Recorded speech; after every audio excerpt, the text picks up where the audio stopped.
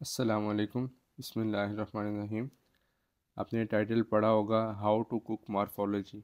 दोबारा पढ़ लें, हाउ टू कुक मॉर्फोलॉजी सही लिखा हुआ है।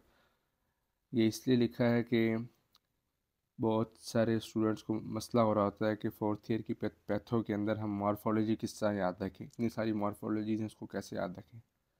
हमारे साथ ये हुआ कि हमारा जो पैथो का पेपर था उसमें तकरीबन हर SCQ के अंदर मॉर्फोलॉजी पूछी हुई थी। हमारे से सीनियर बैच का जब पेपर आया उसमें पूरे पेपर में पूरे SCQs में एक भी नई मॉर्फोलॉजी आई थी। तो हमारे साथ ये हुआ कि हमारे पेपर में हर क्वेश्चन में मॉर्फोलॉजी थी। फिर हम लोगों ने उसको कैसे हैंडल किया तो वो आपके साथ भी शेयर करता हूँ। तो आप लोगों ने भी परेशान नहीं होना, मॉर्फोलॉजी याद नहीं हो रही तो उसको याद करने का आसान तरीका वो मैं आपको इस वीडियो में बताऊँगा। कुछ पॉइंट्स ऐसे होते हैं जो मॉर्फोलॉजीज़ के अंदर सेम होते हैं, हर मॉर्फोलॉजी के अंदर लिखे जा सकते हैं। कुछ पॉइंट्स ऐसे स्पेसिफिक होते हैं जो अपने हर मॉर्फोलॉजी के अलग अलग याद करने होते हैं। For example ground glass appearance या इसके अलावा ओनियन रिंग अपीयरेंस। तो इस तरह के कुछ पॉइंट्स हैं जो अपने हर मॉर्फोलॉजी के स्पेसिफिक याद रखने होते हैं, वरना आप मोड़ के हर मॉर्फोलॉजी एडजस्ट कर सकते हैं। अब ये कुछ पॉइंट्स हैं, जनरल पॉइंट्स, जो आप हर मॉर्फोलॉजी के अंदर अपने हिसाब से फिट कर सकते हैं। ग्रॉस मॉर्फोलॉजी बिनाइन की अगर आ जाए तो इसमें आपने क्या लिखना है?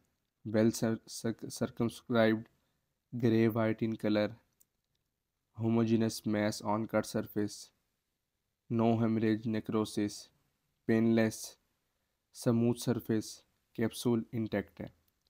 अब इसी तरह मलिग्नेंट की ग्रॉस मॉर्फोलॉजी के अंदर कुछ पॉइंट्स आप फिट कर सकते हैं। इसमें irregular non capsulated mass, haemorrhagic necrosis on cut surface, grey white mass on cut surface.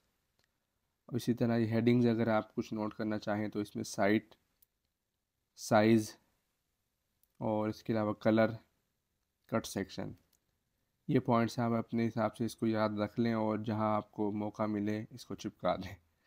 उसके बाद इसी तरह आ जाएँ, कुछ पॉइंट्स हैं जो माइक्रोस्कोपिक मॉर्फोलॉजी, उसमें B9 की देख लेते हैं पहले।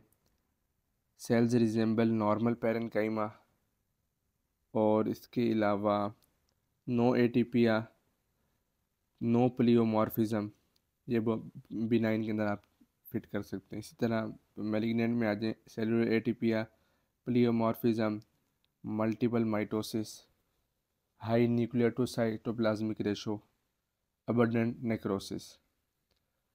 अब ये कुछ पॉइंट्स और भी इसमें ऐड कर सकते हैं आप। Hyperchromatic nuclei with prominent nucleoli, और इसी तरह इओसिनोफिलिक बेसोफिलिक साइटोप्लाज्म, या उसके अलावा mitotic figure are very high. जब जो मेलिग्नेंसी होती है तो उसमें, या ट्यूमर जो भी हो, उसमें माइटोटिक फिगर्स बहुत ज़्यादा होती हैं, न्यूक्लियर टू साइटोप्लाज्म रेशो भी ज़्यादा होती है। तो ये कुछ पॉइंट्स आप जहन में रख लेंगे तो आप इस तरह अपनी मॉर्फोलॉजी कुक कर सकते हैं।